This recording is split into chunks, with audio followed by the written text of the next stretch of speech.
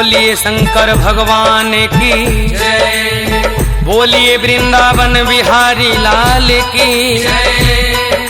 बोलिए नाथों के नाथ भोलेनाथ की जय। उस समय की बात है जब नाथों के नाथ भोलेनाथ नारी के रूप में उस वृंदावन बिहारी लाल के रासलीला में गए थे। मैं गायक आलमराज, गीतकार पूना बाबू, संगीतकार काका जी, एंगल म्यूजिक के माध्यम से आप सभी शिव भक्तों के बीच में ये भजन पेश कर रहा हूँ। कोई त्रुटि हो तो क्षमा कीजिएगा। हमेशा की तरह माता पार्वती श्री कृष्ण भगवान के रासलीला में जाने के लिए तैयार हो रही थी। तभी देव के देव महादेव वहां पहुंचे और माता पार्वती के साथ रासलीला में जाने के लिए जिद करने लगे। माता पार्वती के लाख मना करने के बाद भी भोलेनाथ अपने जिद पे अड़े रहे।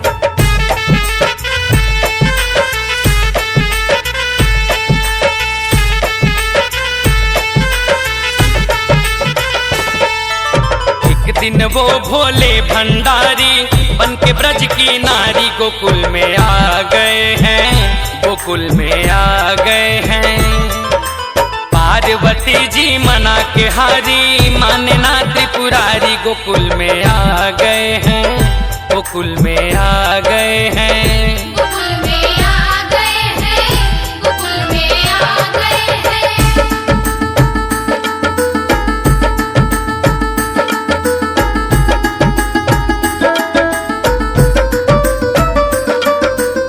भगवान भोलेनाथ ने पार्वती मैया को समझाया और कहा कि बहुत दिनों से मेरी लालसा लगी है उस रासलीला को देखने के लिए। हे गौरा, कम से कम एक बार उस रासलीला में हमें भी ले चलो। भोलेनाथ ने कहा,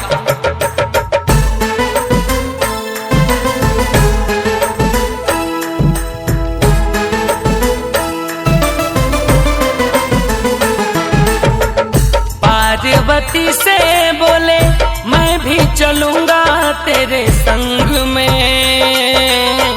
राधा संग श्याम नाचे मैं भी नाचूंगा तेरे संग में।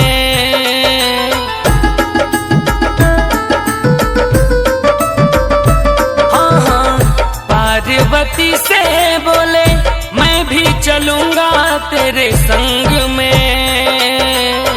राधा संग श्याम नाचे मैं भी नाचूंगा तेरे संग में। रास रचेगा ब्रज में भारी, मानो बात हमारी गोकुल में आ गए हैं, गोकुल में आ गए हैं। गोकुल में आ गए हैं, गोकुल में आ गए हैं।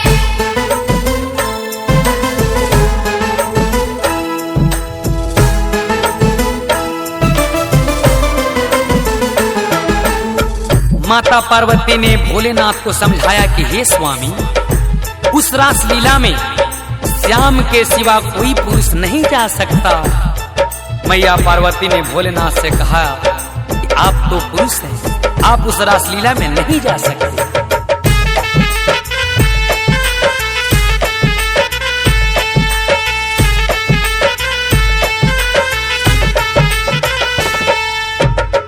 ओ मेरे भोले स्वामी, कैसे ले जाऊं तोहे साथ में। श्याम के सिवा ना कोई पुरुष जाए उस रास में।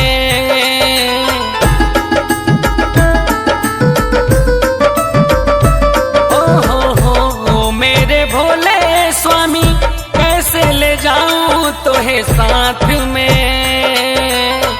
श्याम के सिवा ना कोई पुरुष जाए उस रास में। हंसी करेगी ब्रज की नारी, मानो बात हमारी गोकुल में आ गए हैं, गोकुल में आ गए हैं।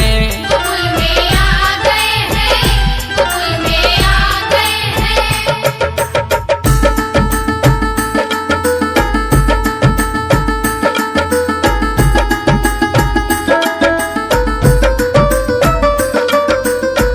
भोलेनाथ हंस के बोले, अच्छा तो ये बात है, तो एक काम करो, मुझे भी अपनी तरह बना दो और अपने साथ ले चले। तुमसे कोई पूछेगा तो बता देना कि यह मेरी सहेली है। भोलेनाथ ने गौरा माता से कहा।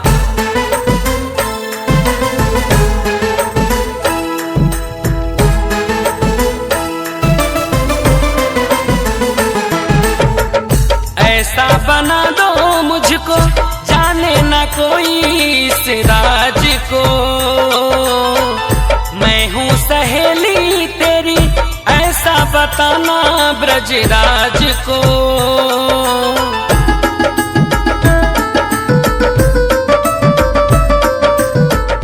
ऐसा बना दो मुझको जाने ना कोई इस राज को,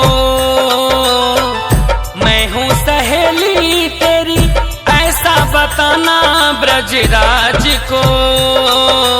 आँख में गजरा जुड़ा में गजरा पहने के लाल साड़ी गोकुल में आ गए हैं, गोकुल में आ गए हैं। गोकुल में आ गए हैं, गोकुल में आ गए हैं।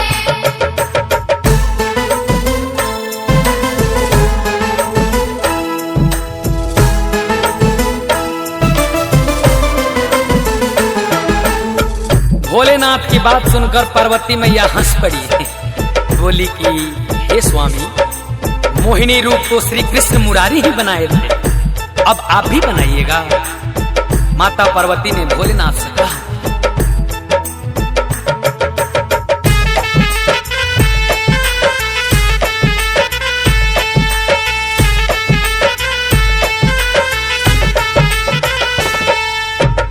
पार्वती हंस के बोली, बलिहारी जाऊं इस रूप पे, चमक रहे हैं ऐसे शीशा चमकता जैसे धूप में।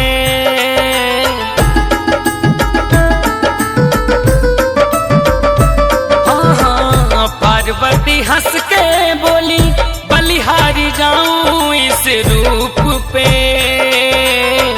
चमक रहे हैं ऐसे शीशा चमकता जैसे धूप में। मोहिनी रूप बनाए मुरारी, अब है आपकी बारी, गोकुल में आ गए हैं, गोकुल में आ गए हैं। गोकुल में आ गए हैं, गोकुल में आ गए हैं।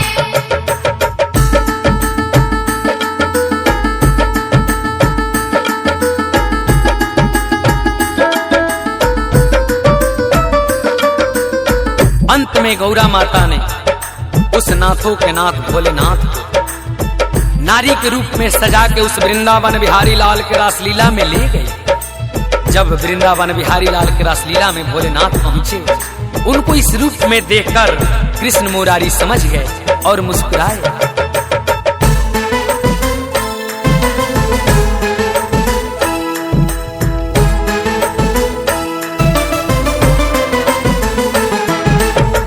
देख कर श्याम जी समझ गए सारी बात को,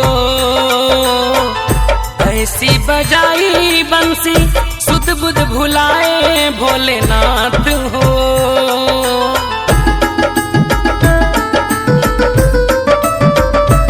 ओहो, देख कर श्याम जी समझ गए सारी बात को, ऐसी बजाई बंसी सुध बुध भुलाए भोलेनाथ हो। सर से सर की साड़ी देख के मुस्काए बनवारी, गोकुल में आ गए हैं, गोकुल में आ गए हैं।